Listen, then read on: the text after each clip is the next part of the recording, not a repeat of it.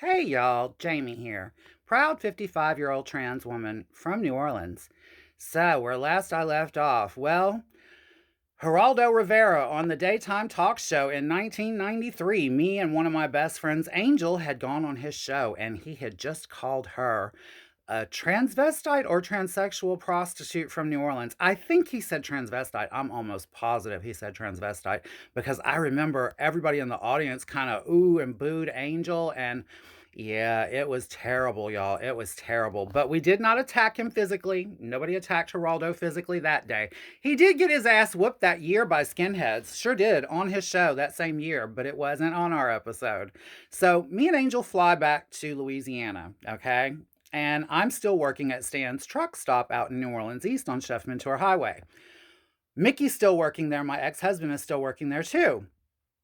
Now, I told everyone that I was going to do the Geraldo show. I just didn't tell them what the subject was because nobody at this restaurant knew my tea.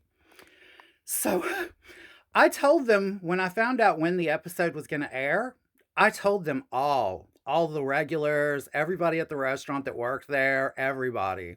Told them all, yeah, you got to watch it. It's going to air on such and such date.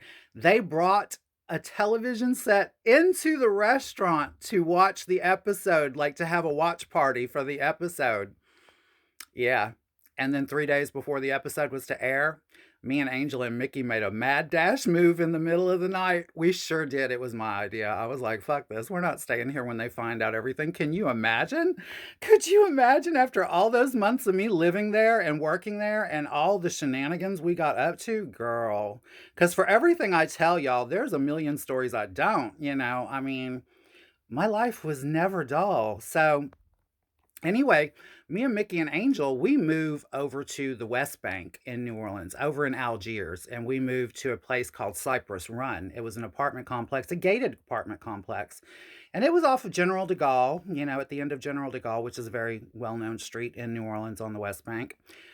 And so we move in there, and life is kind of going on. I turned 23 in that May. I turned 23.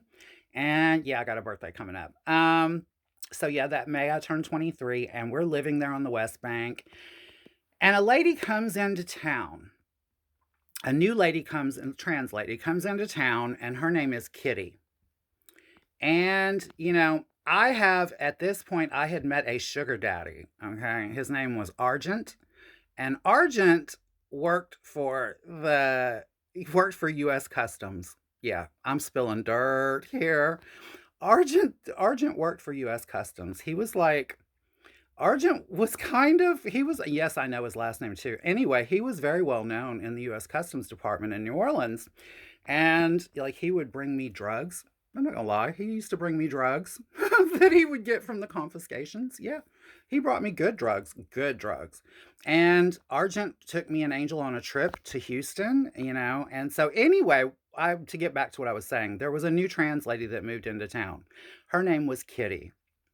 And y'all, Kitty did a little something called pumping silicone, sill pumping, as we like to call it. And we have what we call pumping parties, okay? And it's something that's well known within the trans community. Hell, there's a lot of people in the cis community that have had silicone injections. If you haven't heard of it, it's liquid silicone, liquid, you know, hopefully medical grade, usually industrial grade, usually, hopefully, food grade at least, silicone, liquid silicone, injected directly into the muscle. Yeah, yeah. And then shaped by hand, into the form that you were trying to make in the body or the face, the cheeks, all of that. Yeah, all of that. So Kitty does silicone. I have a sugar daddy named Argent. I've never had silicone yet, but back in those days, y'all, it was a rite of passage for young trans girls. Like it was how we accomplished. If you wanted curves, honey, that's how you accomplished them. And I had been out for years at this point, and I was tired of waiting for the money to fall into my hands for implants. And so I decided I wanted to get my breast pumped with liquid silicone. And I told Angel I got my sugar daddy Argent to agree to pay for it. He agreed to pay for Angel too. I told him I didn't want to do it alone. I was scared. So I got him to pay for Angel too. So we agree. He agrees. We agree. Everybody agrees. And I talked to Kitty. Kitty and I Kitty actually sold me an Angel a $50 shot, like a 1 cc shot of silicone, and injected it in us as a patch test to see if we were allergic. Stupidest shit I've ever heard of now that I'm older and know better. But anyway, she got that extra $50 off of us. That happened a few days before she came over. Then she comes over the day of the big pumping. My first time getting injected with silicone. We made dinner for her. We rented movies from Blockbuster. She had been out partying the night before, so we were sobering her up. Isn't that lovely right before you get a medical procedure done? Yeah, an illegal medical procedure done. I laid down on my living room floor. My sugar daddy Argent sat on my sofa and watched as Kitty started pumping me in my breast with loose silicone. She finished my right breast. And then when she went over to my left breast, she got into the underside of my left breast and said, "Oh, girl, I'm going to have to pull out for a second. I think I'm in your lung. I just drew back air." And if y'all want to know what happens next, y'all know the routine. Be here next time, and I will too. I love you all. I love you all for watching, and I love you for the comments. Talk to you later. Don't forget to repost this. It really does help. Thanks. Talk to you later. Bye bye.